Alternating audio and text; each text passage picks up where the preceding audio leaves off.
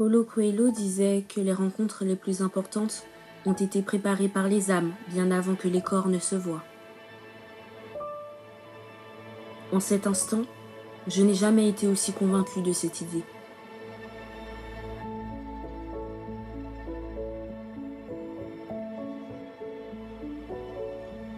Au cours de mon voyage en Guyane, au-delà des paysages découverts, j'ai rencontré des sourires, des cœurs bienveillants et des âmes que je semblais destinée à rencontrer. Les Amérindiens m'ont accueilli à bras ouverts, partageant avec moi bien plus que leur quotidien. Ils m'ont offert une nouvelle perspective sur le monde. Je m'appelle Méline Gauthier, j'ai 17 ans et c'est grâce à une bourse Zelidja que j'ai entrepris mon premier voyage en solitaire, une aventure unique en Guyane française pendant 1 mois. Ma volonté était de plonger au cœur de la vie des peuples premiers d'Amérique, les Amérindiens, afin de saisir les enjeux de la pérennisation de leur culture et de leur mode de vie dans notre société.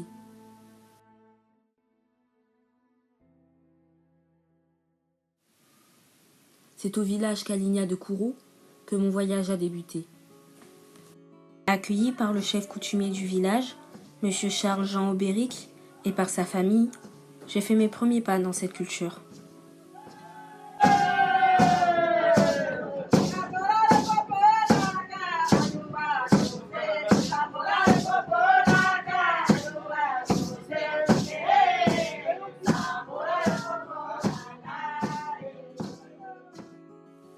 La Guyane est un territoire multiculturel et multiethnique, marqué par un passé colonial.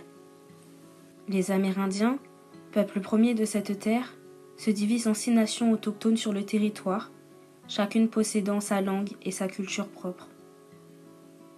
Il y a les Kalinia, les Wayana, les Wayapi, les Teko, les Paekwenè et enfin les Lokono, également connus sous le nom d'Arawak. Cependant, ces dernières années, les pressions sur le territoire exercées par la société moderne et par le développement économique ont renforcé l'urgence de la pérennisation de cette culture, notamment avec la question de la forêt, qui se pose particulièrement puisqu'il s'agit d'un véritable pilier du mode de vie amérindien traditionnel. Pour comprendre cela, je me suis rendue au village Prospérité, une communauté Kalinia touchée par la déforestation. Le village Prospérité, situé à Saint-Laurent-du-Maroni, se distingue par son respect de l'environnement ainsi que par son mode de vie amérindien autonome et durable, caractérisé par la chasse, la pêche et les cultures.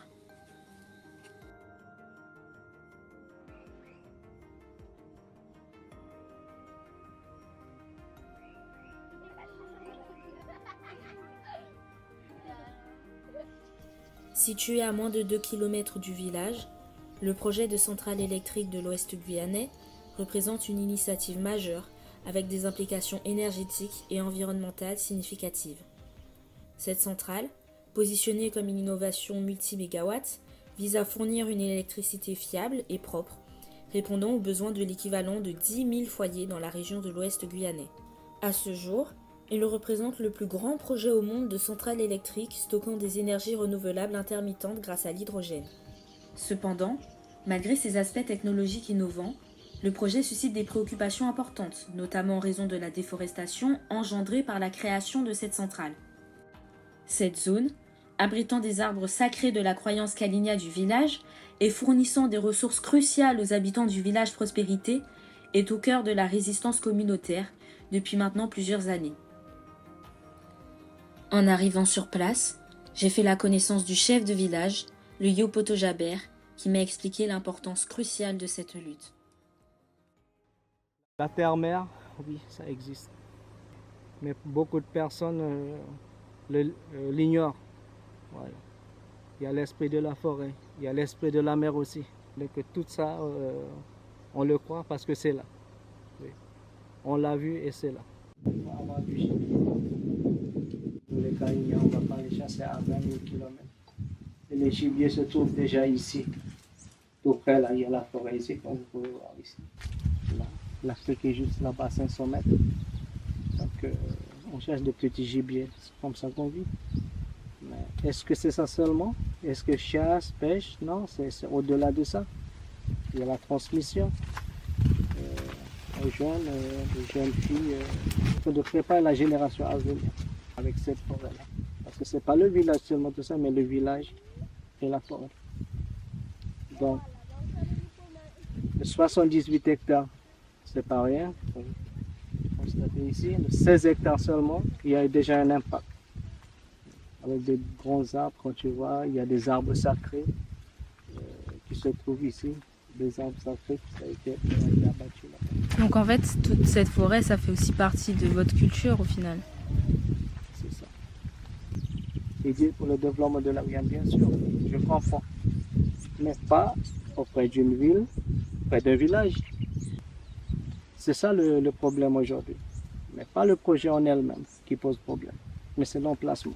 Ok. Voilà. Donc vous aimeriez que ça soit déplacé ailleurs? Que ça soit fait ailleurs. Okay. Donc ici, c'est un lieu de résistance. C'était pas évident, c'était dur, physiquement, Mentalement? psychologiquement, mentalement. Vraiment, ça a impacté la communauté. Oui, parce que vous étiez là tous les jours? On était là tous les jours. Ça a duré combien de temps? Pendant 3 mois. 3 mois. Voilà, comme on a discuté, ça bloque notre association, ça bloque tout ce qu'on a envie de faire dans le village, les petits travaux. Ça a tout impacté. Oui. Comme dans notre association, comme la communauté. Cet arbre-là, c'est la mère de la forêt, quoi. On peut voir l'arbre sacré ici. Tu vois. Aujourd'hui, on veut raser la forêt, mais sans en prendre en compte que cette forêt, il y a un esprit. On s'en fout. Maintenant, c'est l'argent. C'est le business avec la forêt maintenant. Donc là, pour nous, nous les Kaliniens, la communauté Kalinien, on le respecte. C'est pour ça qu'on ne fait pas ici juste on fait pas du bruit juste comme ça, mais vraiment on est en train de protéger. J'ai une communauté jeune avec moi. Dans le village, majoritairement, ils chassent. Voilà. Ils ont entre 11 ans et 12 ans, ils sont dans la forêt tous les jours. Regarde aujourd'hui, c'est les vacances. La nuit, j'entends des coups de feu, ça veut dire les jeunes gens, ils sont dans la forêt, quoi. Voilà. Là, on peut voir que la température a changé. Il fait chaud à l'extérieur, mais quand tu viens ici, il fait frais. La température c'est frais. Ça change.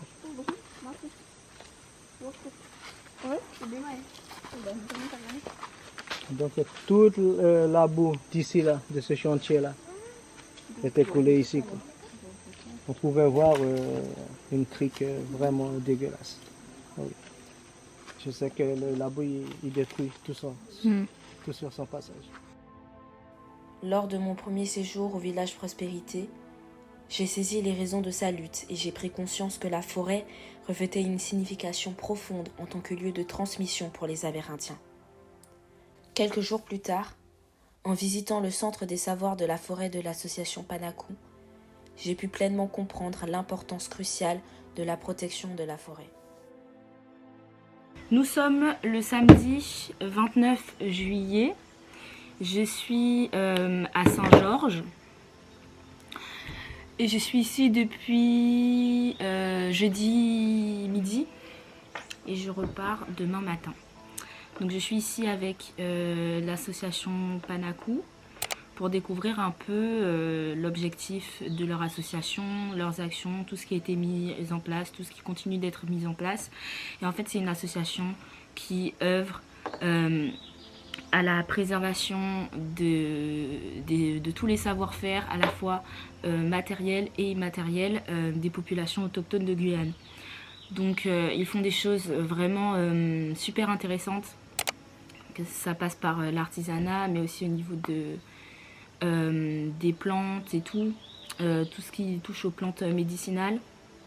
De toute façon, Jacob vous l'expliquera beaucoup mieux que moi, mais je passe un très bon moment ici, je passe de très bons moments ici, et je suis fascinée parce que j'ai découvert de nouvelles choses au niveau des plantes médicinales. Je découvre des choses qu'on n'a pas forcément en Guadeloupe, ou du moins que moi je n'ai jamais vues en Guadeloupe.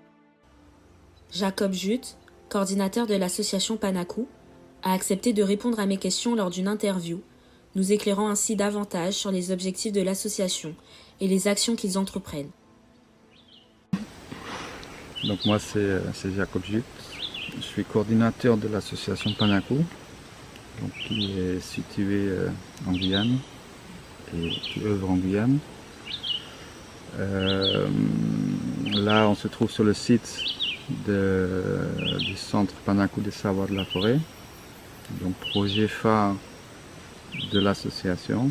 Donc on est sur le projet d'un centre de valorisation, de transmission et de promotion du patrimoine culturel, matériel et immatériel de la communauté d'appartenance de l'association, qui est la communauté, qui est le peuple Palais-Courant, dont je suis le coordinateur. Donc comme j'ai dit, on est sur la valorisation et notamment un axe très important, c'est la transmission du patrimoine, donc la transmission des savoirs traditionnels. Et on est assez sollicité puisqu'on est sur tous les territoires guyanais. On intervient en milieu scolaire, à la demande d'autres associations, des structures. Nous, on intervient dès que le planning, le calendrier le permet. On essaie de répondre vraiment un maximum aux demandes. On les accueille sur des programmations, sur des programmes, sur des ateliers sur site.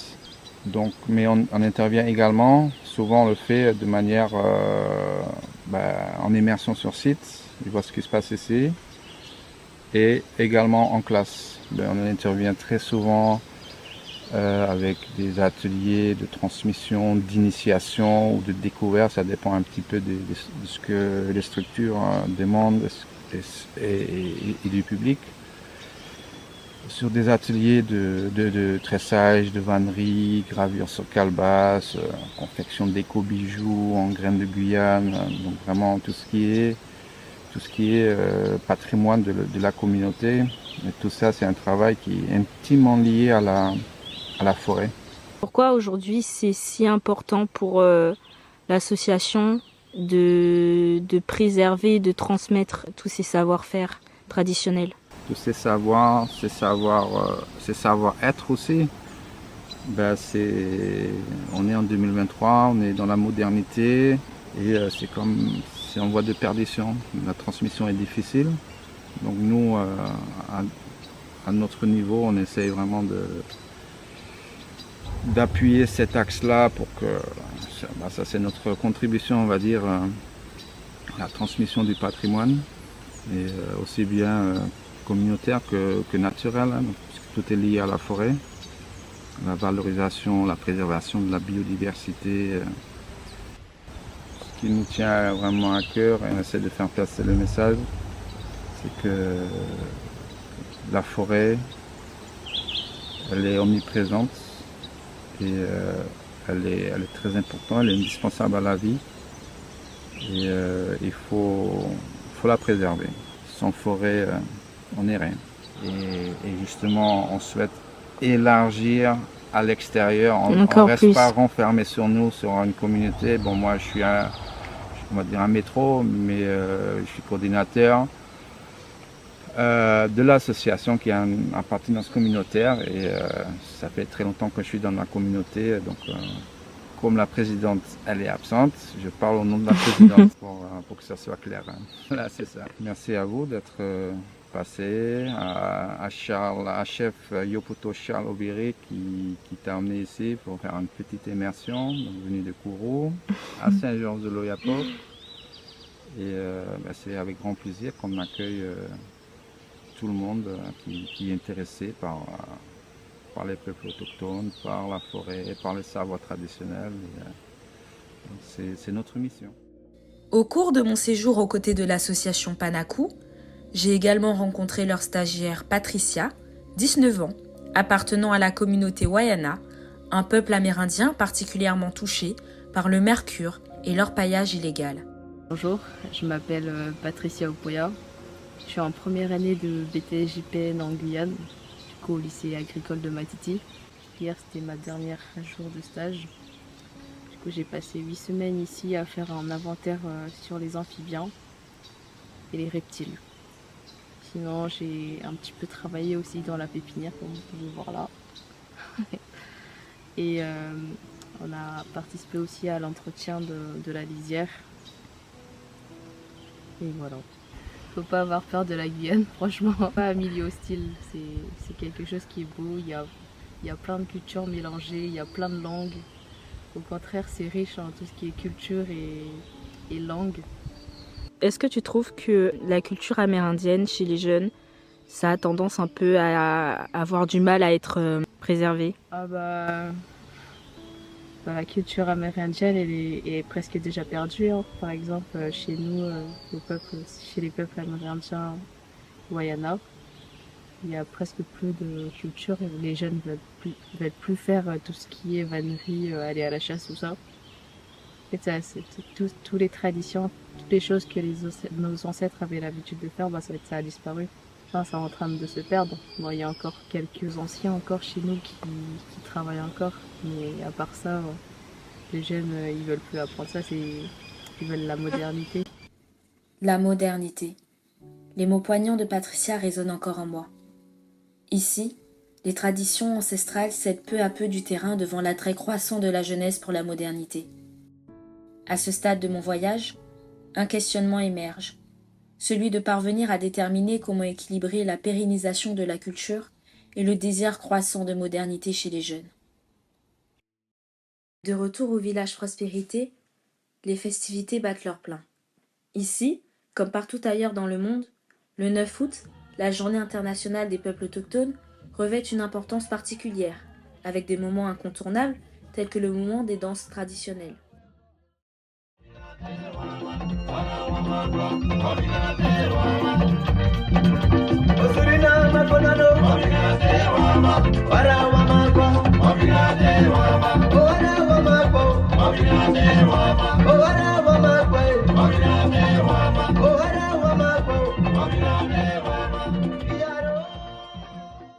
Aujourd'hui, c'est la fête autochtone.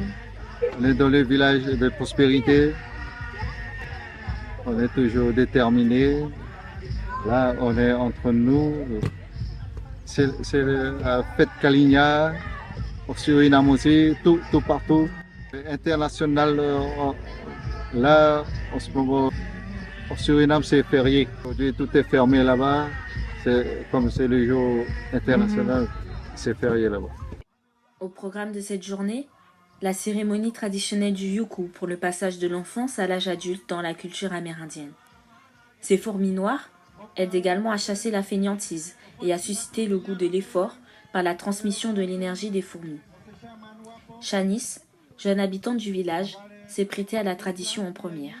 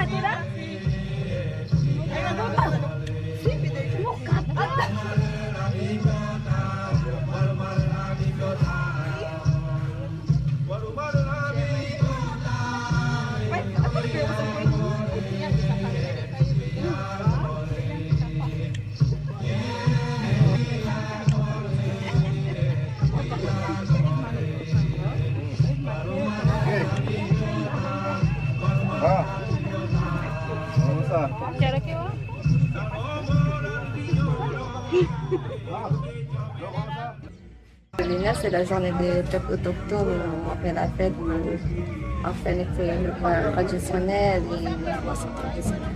Le 9 août, à chaque fois quand il y a une fête pour les peuples autochtones, on aime faire des danses, puis il y a des activités aussi avec les enfants. Qu'est-ce que c'est la Journée internationale des peuples autochtones? Qu'est-ce que ça représente et pourquoi c'est important? Pour moi, le peuple autochtone, c'est déjà c'est politique. Hein. D'accord, dans le monde, c'est devenu comme ça, donc reconnu internationalement le 9 août.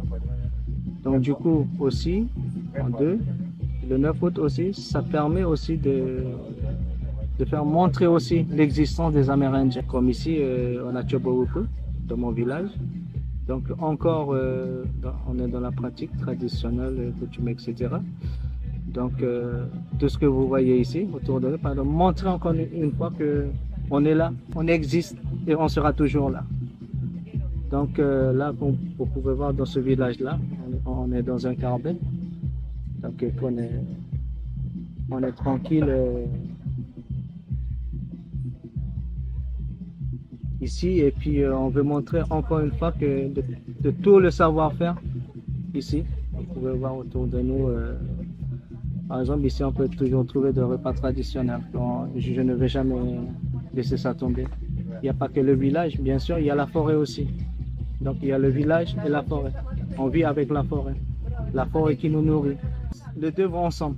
Donc c'est pour ça qu'il était important que le 9 août, bon, on parle de le droit de peuple autochtone. Il faut que les élus ici en Guyane, et il faut qu'ils fassent également, il faut qu'ils reconnaissent le peuple. C'est ça encore le message. Donc nous, aujourd'hui, l'ensemble de ce territoire-là, que la convention soit ratifiée. Également par les collectivités ici. C'est pour ça que le 9 août, il était important, justement, encore à rappeler et faire montrer. Et je veux dire aussi, le 9 août, c'est pas seulement la folklorique. D'accord, pour dire, j'ai dit la folklorique, c'est plus ça. Quoi. Maintenant, on est dans la réalité. Montrer que vraiment, on existe, on est là. Quoi. C'est aussi une façon de mettre en lumière les problématiques, les défis, le manque de reconnaissance. Oui, c'est bien ça, hein, donc, qui se passe en ce moment ici en Guyane, mais ailleurs aussi, nos compatriotes en Amérique du Sud, hein, on est confrontés à ça. Quoi. Par exemple, mépris des chefs, assassinat des chefs, des défenseurs de l'environnement. Quoi. Donc, dans ce sens-là, que oui, je pense que nous, en tant que peuple, en tant que chef, on est bien placé pour défendre notre territoire.